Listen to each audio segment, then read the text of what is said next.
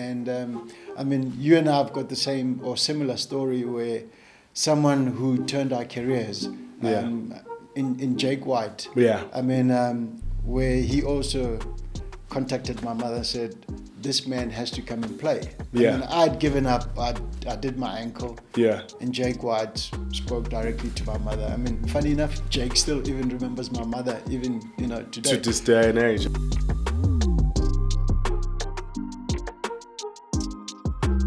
Keeping it rugby with Gcobani Bobo. It is the Curport. Yes, we back at it again. And today, first of all, I would like to thank everyone, the new subscribers, the people who have joined this community, because we're all about being inclusive and making sure people can feel comfortable and vulnerable with us. But today, we're going different. We're doing something different. We're going to see and talk to the man in the middle, the referees, the man who makes all the calls, always polarizing sometimes. But this time around, I thought, let me bring one of the mates, pro Lesego Legoete. I just want to make sure that I got that right, because I've been practicing. The closer in me, when you see an O and an E, something always sort of turns right. Otherwise, you all, how you doing, my guy? My brother, thanks for inviting me, and never thought I'd find myself in such a space. Yeah. But yeah, we've known each other for so many years. Our conversations have been different. In most times? Most of the time. And I suppose this space is also going to open up a new avenue where we'll have something else to talk about. Let's just get into it, because first things first, I was sitting there thinking, I mean, you wanted to be a referee. I mean, the first time I was thinking to myself, why does this guy want to be a referee? I remember you playing for UJ. I mean, it was RAU then, the Rand University. And now you want to be that person, the man in the middle. I mean, why did you want to be the ref? If you really think about where one comes from, there's a point where you say, I've gotten to a point, what's next? And I mean, you and I have got the same or similar story where someone who turned our careers in Jake White. Yeah. I mean, where he also contacted my mother and said, this man has to come and play. Yeah. I mean, I'd given up. I did my ankle. Yeah. And Jake White spoke directly to my mother. I mean, funny enough, Jake still even remembers my mother, even, today. To this day and age, And you asking me, how did I move from being this exciting player to a referee? I played in the Student World Cup. And then I just decided, you know what, it's becoming tougher and tougher by the minute. And what do I mean when I say tougher and tougher by the minute? Competition. Not that I've been shy to be, to take on challenges and the competition. And I thought to myself, what's next? And of course, you want to play full-on Curry Cup. And there was then the introduction of Super 10, if you really think about Super 10, Super 12. Super 12. Rugby is becoming professional. Yeah, it's There's becoming a career. professional. And you're asking yourself, but how far can I go? And then you look at the people that I competed against. Yeah. The Vickers Fenters of this world. Big players, proper rugby players. And you ask yourself, am I really getting a fair chance? And we can argue about that. But again, at the same time, you need to look at, were you really going to outclass? And then you think about our friend Brayton, where he broke all boundaries. Yeah. And we also were thinking about, but as you know, as black people, there were certain places in the team that were for black players. Designated. Designated. I mean, yourself, you're one of the few with the likes of Soli, also Tando, Mac, Owen, who played different positions, not necessarily the usual. Sure. Wing, fullback, and that was it. So after playing in the Student World Cup, I spoke to a mentor who, when I went to him, I said, I'm calling it a day. And he looked at me. You're 25, man. Yeah, no. And he goes, Engelsman, you know how... Yeah. No, our days, we're in the Transvaal those days. Yeah. He says, Engelsman, as your ma. And, The RAU came out of exactly. you there like And that's exactly what he says, come and see me tomorrow morning, and I need to speak to you about what you've just told me. I'm not going to just let you go by. And so I went the following day, spoke to Andre Buerta then, Yeah. and Prof. Geo. Everyone came in. Yeah, came in. They roped in. Exactly. They brought the whole band without you knowing. Without me, it was organized. Yeah. And I love the fact that Andre, when you spoke to him, he would listen and go and think about, okay, how do I help the situation? And Sure. I remember they gave me a law book. Yeah. It's a hard copy yellow book. And I said, what's this? Yeah. And they said, well... It's funny enough that you've been a player and you've never seen a law book. I've never. Like majority of us right now, all you want to do is go and show your skills and score a try, and that's it. As long as it's not a forward pass. Correct. And I thought to myself, what's this old man giving me this law book? And I didn't even know that Prof. Gil himself was a former rugby referee. All you know is Prof. Gil, and that's it. Yeah. You know, the late. And they said to me, gaan studeer. Go and study this, and you're going to join the referee society. I said, me? Before you even go there, Yeah. I like the face, the shock, the sort of reaction you have when you say referee, Yeah. which is what we felt. What was your perception of a referee? Bobs, I mean... Be honest, yeah. No, Open, I was please, gonna speak clean about, out. I'm Clean. going to speak about you and I. Yeah. And a few others. Yeah. We always used to think these oaks are mal. They're mad. What we knew nothing about referees. Yeah. In fact, not that you hated them, but you didn't even see them on the field. True. There was never a space for them. Yeah. You never saw them as contributors to the game. Yeah. You just watch your opposition, your own teammates, and you want to celebrate, and that's it. I mean, it's interesting that you talk about that space, and I mean, everyone always thinks about the referee when it comes to the outcome, and mostly it is based on the outcome, but there is the space that you take. I mean, when did you start to realize that there is a space, there's a referee, and how to make this game clean so that everyone can get involved? I did not even see, as I said, that there was this individual. Funny enough, you look at soccer, you look at boxing, there is a ref. Yeah. But with rugby, nothing in my head Consider. could consider and see such a human being as a integral part of the game. You know. And Do you tell you my perspective when I was playing? yeah. I used to look at the ref as a gap in the defensive line. Oh yeah, sure. You'd run. I was just like, oh, we're easy, especially like close to the racks, or because they always ran that sort of obstructive line. Yeah. And the thing is, they need to be on the field. So if he swivels either way, There's he your is gap. shielding me somewhere into a space. So I saw them that they were there. Funny enough, there's times where guys will say, but ref, move. Yeah. Then you say to them, but guys, I also need to be on the field. You have to occupy the space. Yeah. And it doesn't mean run into me, use me as a shield. And it does. Very Maybe smart you're the players. agile guy. So you take these notes. Do you go at it first thing, or do you just say, let me see if this wears on me? How does it wear on you? Because I respected these two individuals. Yeah. I remember I went into the first meeting at Ellis Park. I deliberately sat at the back. I looked at all these crazy individuals. Old, young, grey, you name it. And I sat there and I'm like, What are they doing? Yeah, what are they doing? And what the hell are you doing here? Could you pick personalities? No, I'm sorry, I'm putting things in you now. Like, because I'm thinking referees. Just describe the personalities that were sitting in the room. So I can understand, because there's always a perception that refs are these kind of people. at first glance, Yeah. you're still trying to figure out if you're in the right space or not. Yeah. And then you hear them speak, and you're like, but I never knew this. And then you realize there's actually more to these guys than just you and I wanting to score tries and sidestepping and goose Make sure the stepping game plan is Yeah. working.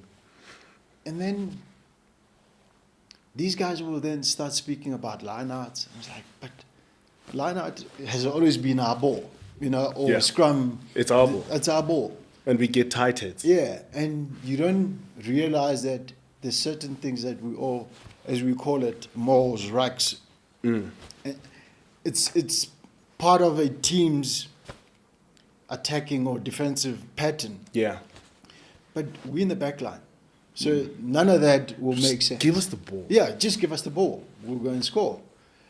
And then you quickly realize that these guys are much more wiser than we give them credit. And I thought, okay, you've never understood the laws of the game. You might as well go and take it serious. You know me. I've always been one of those guys. You always want to. You don't want to just be in the situation. Correct. You want to make your presence felt. Correct. Your contribution must be seen. You And want to that's be the best in whatever you get into. And that's where I think the leaf changed. To say, you can't just be there. Yeah. Do something about it. And like I remember Owen. And Yes. I can guarantee you, he Yes. doesn't even remember this discussion. Yeah. There was during our playing days, I said, my friend, I'm done. I've done everything. Yeah. And he says, wait, before you even answer me. And this is Owen Kumani. Yeah, this is Owen Gcobani. He says, are you sure you've done everything? Yeah. And he says, before you even answer, go and think about your answer. But And he then is that guy. Yeah, right? he is that guy. He always leaves you with that jeopardy. Yeah. Of understanding. And I went and I was like, he's right. I didn't give it. What is my all? Because we don't even know our all. True. You know, so until Yeah. you've given it a shot. Even when you give it that shot, it's still Still. not your all. You know, and yeah, I remember going doing my first under 13 Game. Yeah. So now the laws. I mean, there was a challenge at the Stormers a few years whilst I was still playing, which means a few years ago, and we were all tested as a squad, and it came about within Erasmus, and which I thought it was a very interesting way of understanding your players, sort of uptake of what the game and rugby is about. So we had a law test, and I'm telling you, in a place full of people who can cut up attacks, who can formulate and format ways of how to outsmart, outplay, outjump, beat people on the ruck, kicking game contest, put the ball on the spot. Though I think there was one person who was close to 70%. Everyone was below 50, if I'm not mistaken. But what I'm trying to say, it was like not too many professional rugby players at that stage were well versed in the laws of the game. Because that's another thing. It's not rules, it's laws. So now, how did you then sort of think about the laws and how to instill them in that match under 13As? So again, when I did that, for me it was rules. Yeah. The rules. The concept of laws had not even gotten into my head. And I mean, we both students of the game. Yeah. And we know that the likes of Richie McCaw became great at what he does purely because he went and found just you that had to middle know ground. the law Exactly. to exploit it. To exploit it. So, yeah, that I remember I was so pathetic in that game. What do you think was going to happen? I don't know. All I said was, run away. Scrums will always be a difficult one. So try and avoid giving scrums. Yeah. And it just so happened that during that game, there were very less scrums. All I did was I said, crouch, bind, and let's go. And let's go. You know? Break. Yeah, no. Because you have to call break then, no? At that level. Geez, yeah. And I can guarantee you there's certain things that I did not say because I didn't want to make a fool out of myself. Yeah. What am I talking about? Yeah. And slowly but surely, when you grow into this thing, and I was lucky. I was at the right place with the right people. Sure. Who were able to come in. I was lucky. Yeah. In that I'm a former player. So there's a bit of a feeling of a game that I had. And I did the right things, a few things that made other people pay attention. And then slowly, then started turning me and helping me to make the right decisions in terms of what is a ruck, what is a tackle, what is this, what is that. And I then got into this thing, and I thought to myself, I could get better. And by the way, I did not even think I would go past my own union. So all I wanted You just wanted to ref the Grand Pirates That's Challenge. it. I mean, that would have been key, because that's the sort of space you played in. Yeah. You understood the community, how much it meant to the people, how much 100%. local rugby, and I mean, being a proud Johannesburg person. Lions, Transvaal. Transvaal. In our days, it was Transvaal. So Yeah. we were proud Transvaalians. So and that for me was big, you know. And yeah, I had not thought anything beyond. I mean, I could remember we played in the under 21s. Yeah. And you'd hear about the likes of James Sheriff. We can mention the old names within yes. this space. union. Yeah. And James Sheriff. Yeah. That is like a throwback. I just went back to one of those games at Pirates, and it's Rao versus the Pirates, and it's a massive derby because it's the students up against the working people, and it's kickoff, so like 9:30 in the evening, cold in Johannesburg. yeah. Grass is white, and there's lines are in red, and that ref blows that whistle, and you just hear the crowd bellowing, booing, doing everything, and you still were like, oh, these guys, this is my guy. Listen, I mean, if we were to look at pity, we couldn't have recorded some of these things. Yeah, They mined maps, sure. and hence you can remember them. Yeah. And only those that were part of that space would understand exactly what you're talking about. And that basically paved and slowly got me in. I remember having to move from back then a candidate referee to whatever referee, or League 4, League 3, and eventually become a pirate. How become a pirate. I like that. So there's different phases and passages which have certain wording towards it. Correct. I mean, as we speak, at the Lions, there's 4 levels. Yeah. You start off as a candidate, and then you're junior, and then a senior, and then eventually a pirate. Yeah. You know, those are the 4 levels of achievement. Sure. If you want to referee the highest league within the province, you know, so people aspired to be a pirate. You know. Yeah. You wear. I remember the olden rugby jerseys. The thick ones, the heavy Old school ones. has come up with something like that now. And old school has come up with something like that. Yeah. And that for me, I remember, you want to get your yellow. You almost like, once you get that yellow sort of a little, what is it? It's like an emblem, or do you sort of sew it on and stuff? No, man. So they give you that. They You hand get it your over. jersey now, because And the then designs of, you see the yellow and the red and the black, and it's like, Then you know you're like, then the pirate. I'm getting there. I mean, there must be a time where it sort of all clicks in. I know when you were a player, you probably thought like those games where you like, yes, I wish I was the referee to referee this game because of the way the game flows. I know things are never perfect in the game, but when does it click for you that, you know, this is what I like and enjoy? It's a game, right? And you want to make sure that these players can have that game that they think it was one of the best games. There's yes, there was that moment, probably high school first team games. Yeah. Where you see things. Yeah. And everything now becomes. It's clear. Yeah, it becomes clear. So you can You're understanding.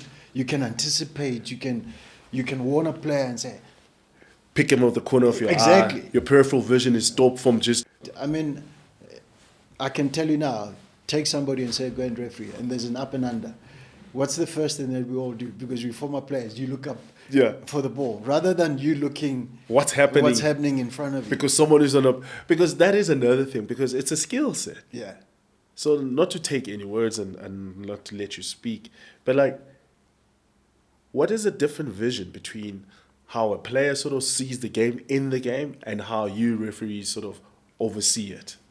You see, referees can almost anticipate what's about to happen. You can see the phase building. Yeah. It's going to be a tackle. After a tackle, what's probably going to happen? It's either the ball pops out or a ruck ensues. Yeah. So, okay, after a tackle, do we have offside lines? Do we have this? Who's onside? Who's offside? How much is your help in terms Correct. of your touch judges? I mean, this is without, I'm talking now without the communication, sorry. So, at starters or local league, there's no communication. The only communication you can have with an AR is when you go to them directly. We didn't have mics. We didn't have...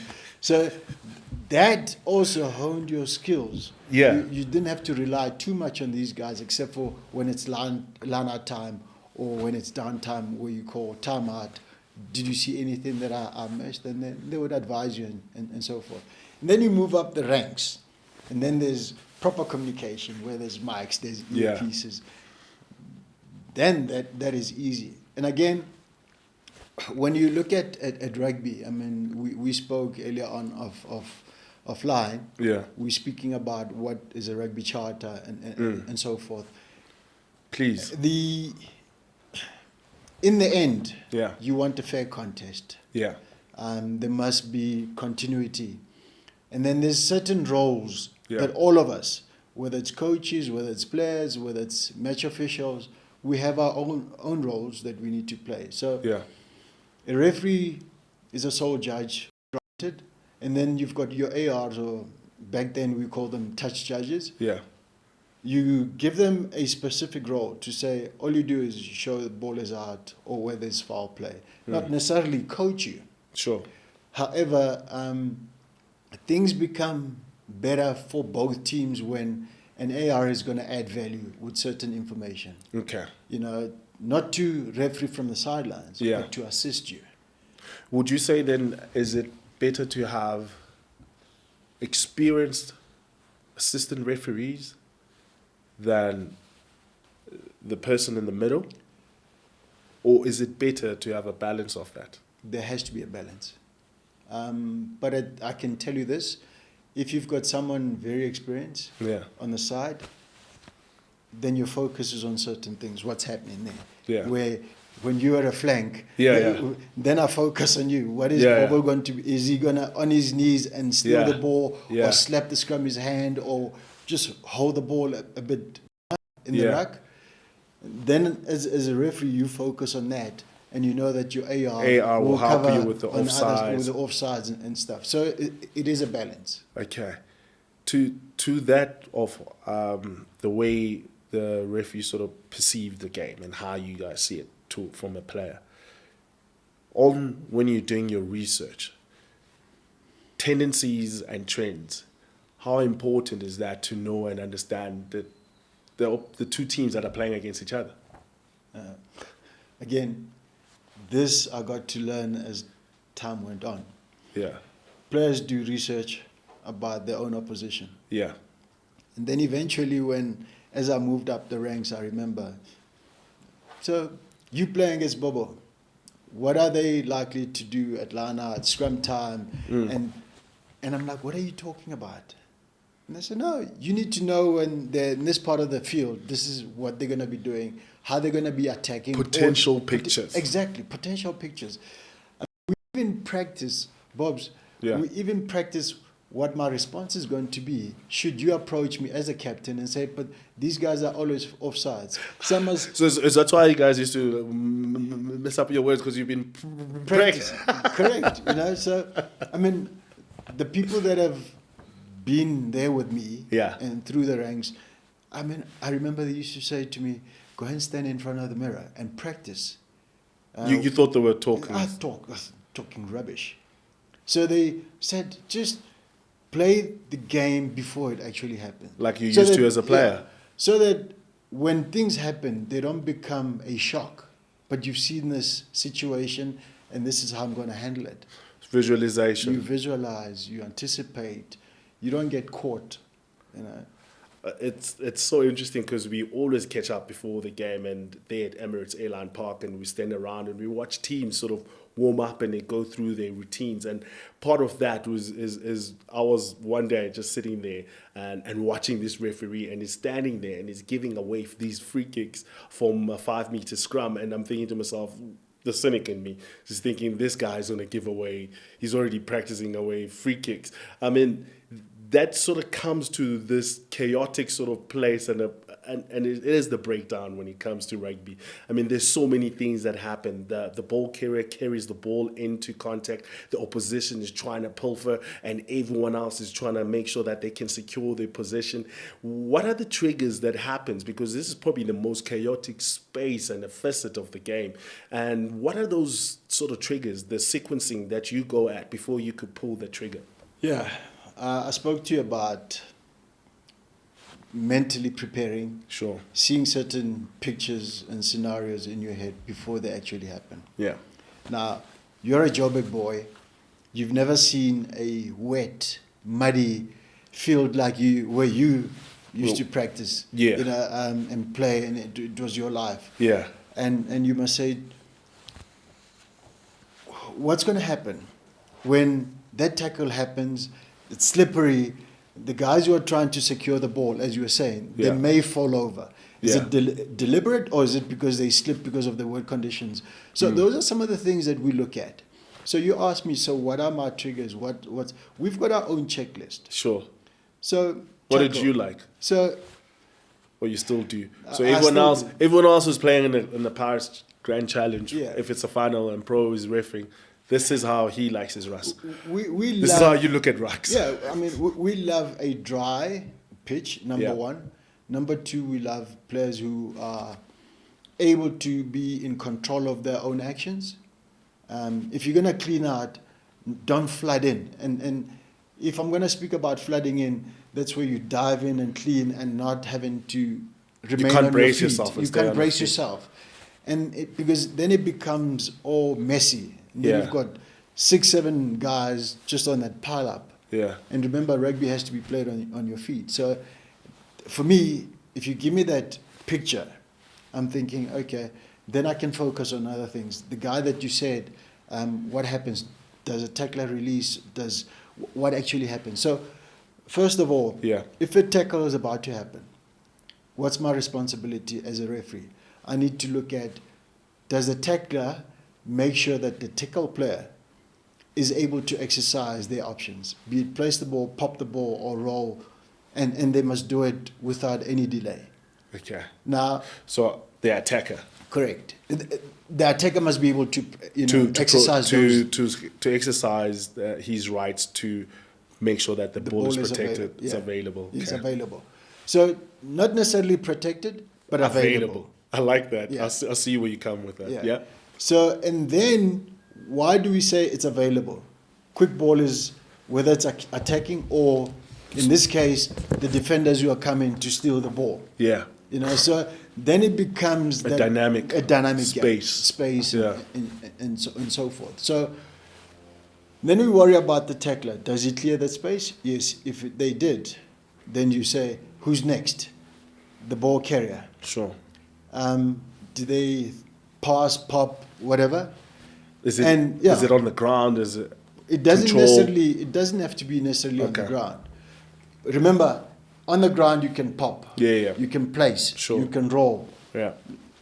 And then from there, now I've spoken about two people. Hmm. And then the third person is the juggler, as Yeah. we would call it. Yeah. That's from the opposition trying to Come and effect take it the ball. and take the ball. And then the fourth people that we worry about Yeah. is your teammates of the ball carrier, Yes. who are now going to try and protect that ball. Yeah. So as you can see, I'm ticking off. Are these all good? Yes. Hmm. Tick, tick, tick, tick. And this is all in a split second. I was about to say, how long do you think? How long for a right to ensue? How long does it take? Wow. It's a matter of seconds. Yeah. How many decisions checks list that you have to go through? It's about 4 or 5 in a space of 2 seconds. You spoke earlier on about peripheral vision. Yeah. So you must be able to see all these. Eventuate Exactly. and then make your call. Yeah, and if it doesn't happen that way, ask yourself, am I seeing the right pictures? And because I cannot penalize the third infringement when the first guy got away with murder. So I'm putting myself in the picture. I'm the referee. I've got my POV. Yeah. So I'm the one who's shooting there. So now I go tackler. Then I see the cleaner just diving over before anything else sort of happens. The best. Would you say the best decision for me to make then is to call what I see first, or should I let it? It helps to call what you see first, but you see the influence. I mean, Pro, as a former player and someone who understands the game, who's got a bit of vision and the way that you think about it, and you understand the dark arts of the game. I mean, there is so much that we want to see this game being played positively. How has the referees been incorporated in terms of helping the coaching side of the game so that this game, the teams can have better understanding of the laws and how they can, the coaches themselves, be held about understanding of the laws? Fortunately, lately, we're seeing referees and teams, and when I say teams, whether it's coaches and whoever, everybody that's involved, sitting in one room. Yeah. And we all discuss to try and make this product a better one. Sure. So where we explain what the law says and how we see things and what type of pictures we would like to see. Yeah. And if we're all in that same vibe, then things become the product that we're hoping for. Sure. Number one, when you invite me to your training sessions, I can then tell you to say, but if a referee sees that, the likelihood of you being penalized is 99%. I could have a new drill of my racking drill, Correct. Which is somehow it's going to be good for us to keep our ball. Yeah. It makes sense as a coach because this is how I can keep these players engaged when I'm doing my breakdown work. But then it could actually be compromising to the team. I mean, if you look at, I'm now going to speak about the latest trends where we see Coach Rassi and whether it's Jacques and you know the whole thing, Yaku, they tell players what is, and we spoke about Richie McCaw earlier on, what is legal, what you can get away with, what you can't get away with. Grey line, correct. And that's why I'm loving the new space nowadays, where all these individuals try and sit in one room and explain and help each other. I mean, we also have teams inviting us as referees to say, come to our training sessions, come in, and this is how I got better. Yeah. You know, you attend scrum sessions. Sure. Then I would understand what the then dynamics. You can read. Not only just read, but you understand what the other team, what is the loose head trying to do. Because all you know is scrum and that's it, push. Yeah. But do you actually understand the dynamics? Not all of us have played prop, so you're not necessarily going to understand what's going on. But by attending these sessions, it makes the picture much clearer. Let's get into it. The new laws. The one thing about this game is that we enjoy is that it's all inclusive, especially when it comes to shapes and sizes. It doesn't matter how big and small you are. You do have and you do feel that you have an opportunity to compete. How has the new laws sort of opened up? I mean, your opinion and the way that you see it. Has the new laws really given the game what we all want to see from it, or what is your take on it? Again, I know we're saying new laws. Do you think they're highlighted? so if again, we can go back to the player charter, where it speaks about it's a game for all. Yeah. And for all, it means you're big, tall, short, quick, not so quick. Yeah. And in what you've just asked me, we've seen the emphasis now being, let's give those that need the space to run into that, make sure that we do it within law. Yeah. Those that are strong in scrumming, we do it within law. Those that are good at forming a more of a line out, let's do it within law. And we as referees, we need to make sure that we give you that platform, all within law. I must not miss the obstruction. I must not miss side entries. I must not, or in fact, I must be able to, stop the negative. Yeah, before it starts. Before it starts. So what we've seen is we've gone, rugby laws haven't really changed. We've now... it's modified. It is modified. Is it modified or is it highlighted? No. Or fact, emphasized? Now we are talking about dealing with what the law says. The interpretation, it's better. Okay. That's another thing because, yes. We got different languages Yeah.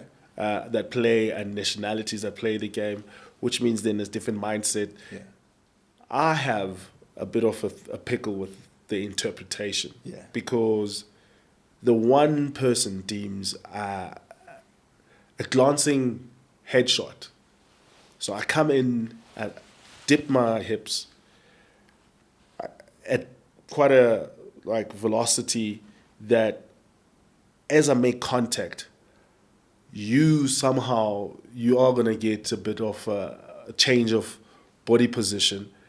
And I glance, and because my tackle technique is to get from down and up, and then I get to connect with my shoulder to the chin, or is it the head? Because whatever, it's an incident, it happens, that's what's happening.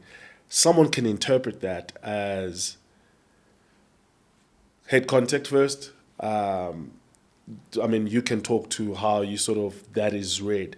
Head contact, blatant red card, or 20-minute review, 10-minute yellow card, or ban me for 5 months. So what we've seen is, of late, we're talking about how does a player present themselves? Yeah. Whether it's the attacking player or the defensive player. So we can speak about upright, fast, aggressive, dangerous, not excessive. Not in a correct tackle position. And you now, having been in that space of being a coach, from being a former player, you knew how to tackle. Yeah. Now you're trying to teach these youngsters the right ways of of tackling, whereas Brian Limas of this world back then. Those days, lifting and dropping someone on their neck was deemed as a great tackle. Yeah, back then. Whereas now, after what we've seen in other sporting codes where repercussions of certain things not being dealt with, now rugby had to now say, let's make sure that we kill it off while it's still early. It's for your safety. It's about longevity of one's career, life, and you name it. So that's why it's very important. And yes, there are mitigating factors where there's a sidestep and I couldn't really adjust myself. And let's be honest, if you were in the right position, knees bent, you were right, leading with the right shoulder. The right shoulder or the left proper, shoulder. The proper shoulder, you want to effect your tackle. Yeah. And me as a ball carrier, if I had to then dip, and you as a tackler, you've done everything by the book. Yeah. Those mitigating factors come in. Yeah. But where you as the tackler, number one, you're upright, you are not interested in doing everything by the book. Yeah. Yes, then you will definitely be banned or be sent off. Anything that is deemed dangerous and excessive, it will always be a red card and a few, whether it's a few days sanctions or whatever happens. Yeah, that's what. So that is part of the. That's why there's such different results to the same incident, correct, or looking incident, because the mitigating factors changes the whole scene. So there was one guy, before you go, there's this one guy who said to me, going before the game, he's like, if I had to coach these days, I'll tell all my players to just run low and run at them, keeping it low, because if they touch your neck and they touch your head, I mean, like a cynical sort of saying, Yeah. that's the only way you can win games these days, because the other team's going to get yellow cards and red cards. How would you, as a referee, coach teams to make sure that they stay on the right side of the law? Just remember, speaking on that, nowadays you're not allowed to drop your head below your hips. Thank you. So that also puts the responsibility on the ball attacking carrier. player. So, and I know we've Would seen... you give a yellow card to a player who... It's a free kick. Okay. Yeah. I didn't know the sanction. Yeah. So Thank you for putting me on. Yeah, it's a free kick. All you say is... What would you deem a person who's carrying the ball to have put themselves... So if they put themselves in danger by going too low, Yeah. Are they putting themselves in danger, or are they putting opposition? Fortunately, in this country, we've got something like Boxmart, where, again, you're talking about, as a coach now, Yeah. talking to you as a coach, you know there's protocols. Yes. You will teach your players how to... I mean, we're speaking about being hit from the sternum, or at least presenting your sternum for the tackler. For the tackler. So, and that's where coaching becomes very important. And we as referees, we are told these are the right areas. You avoid head concussions, you avoid this, you avoid that, dangerous tackles. So there's been research to say if you do certain things in the right way, right space, right height, putting your head on the outside rather than on the inside when you're tackling, those things actually add value.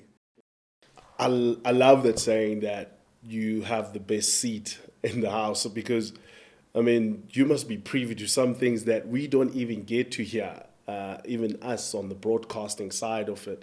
I mean, what are the things and some of the stories that you can remember from just being that close and being in that best seat in the house? Yeah, there's many stories. Beast, Yeah. Tawarira, basically about to crack it before he became the beast that we know. Yeah. What was the game? What was the game? Yeah, Sharks playing against the Falke. Where? Here in Brakpan. Just super rugby type time. Ian McIntosh, the late. Yeah. Plumtree. Yeah. John Smith is the captain. Yeah. And the beast was not having it.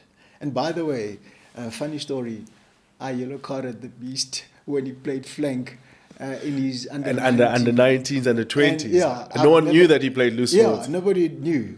So the beast in this game against the Falke then had this young guy that he was playing against, but the beast was not having it. He scrummed him to pieces.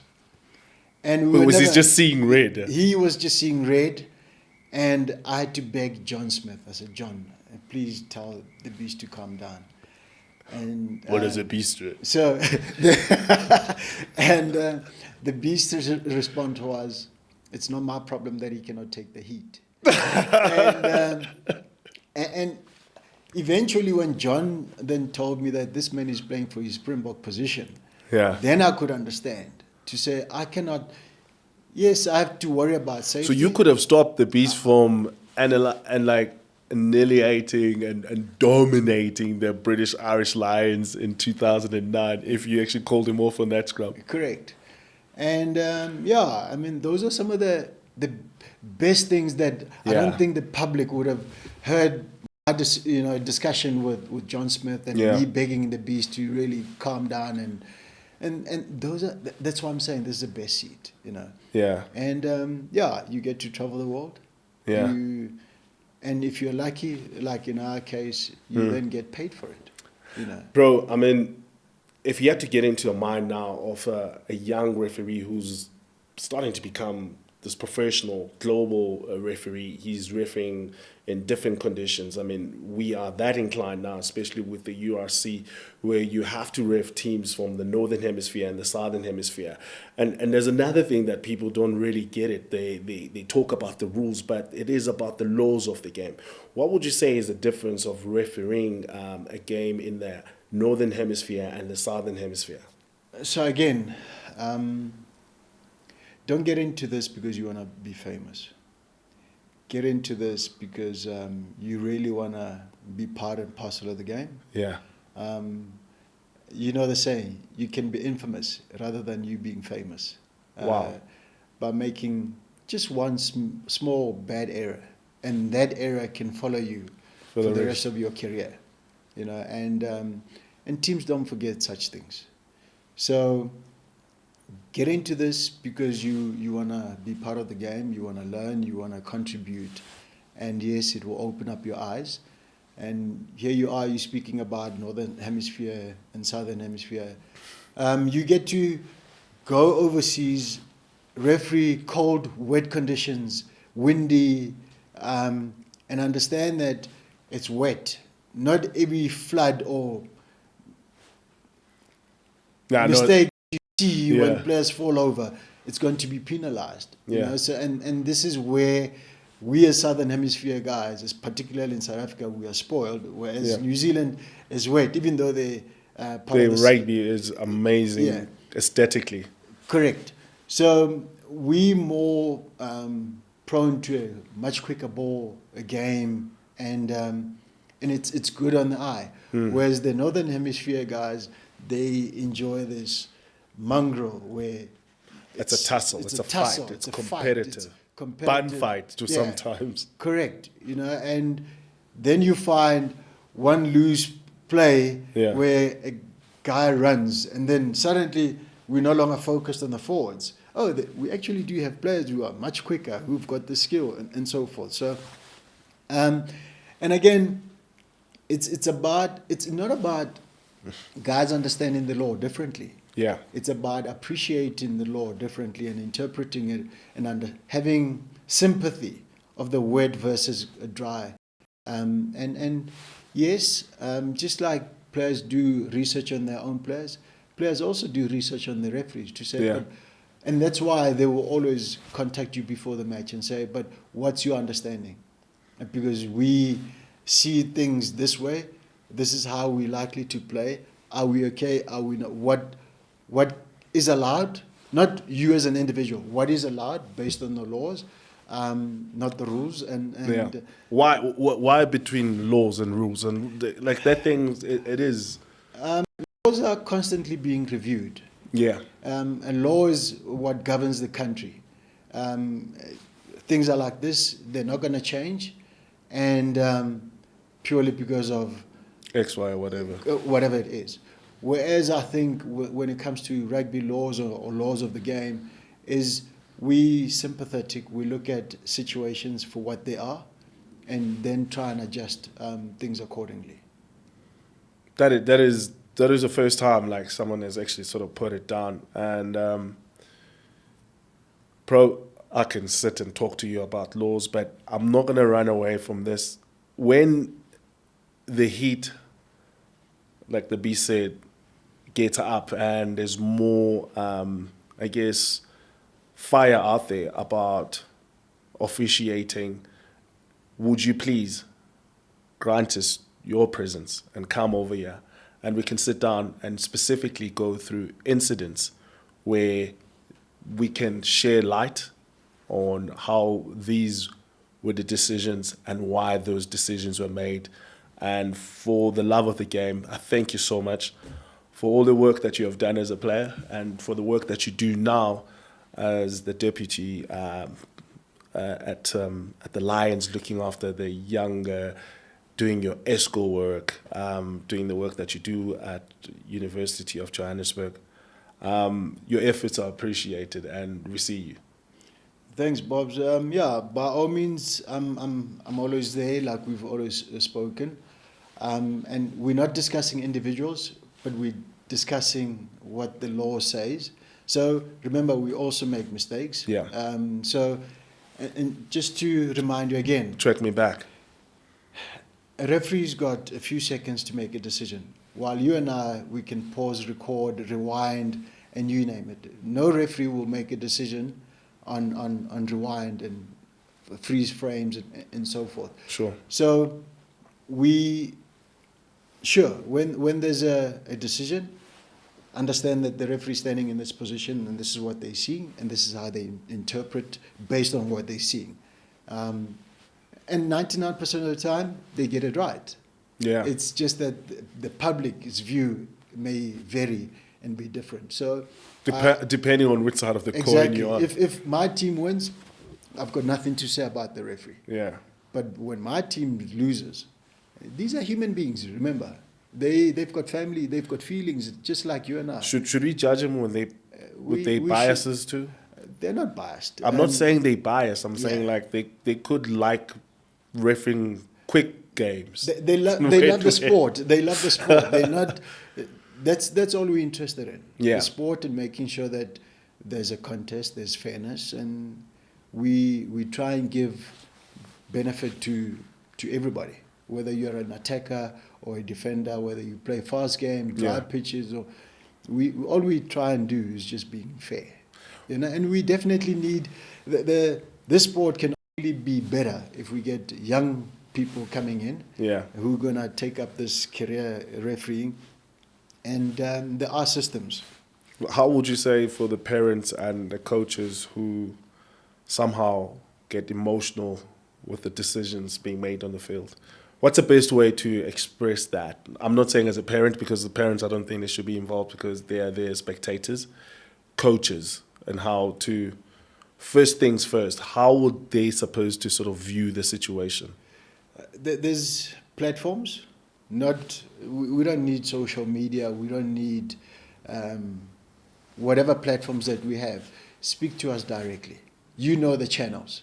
Follow up and say, this is what happened this past weekend. We are seeing it this way. Is this what the law says? And again, remember, we learn as well as referees where we've made mistakes. But and I'm not trying to defend the indefensible. Yeah. You've never heard a referee say you're a bad player and use other players strong words than that. Than that.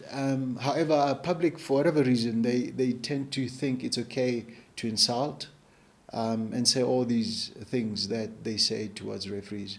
And the sad thing is, social media, there's this thing of anonymity, and it goes viral. And let's try not to abuse the referees. Let's use the proper channels. Trust us, we will. Where we make mistakes, we'll raise our hands and say, okay, we got it wrong. And yes, I know at times it doesn't change the result, but trust me, that referee goes back and learns and comes back better. Yeah, referees are human too, so please like and subscribe and make sure that you share, because in this space, you have to love the game. You have to give the man in the middle the time and space so we can grow this dynamic game. Wow, it is the Keeping It Rugby with Gcobani Bobo. It's the Curport.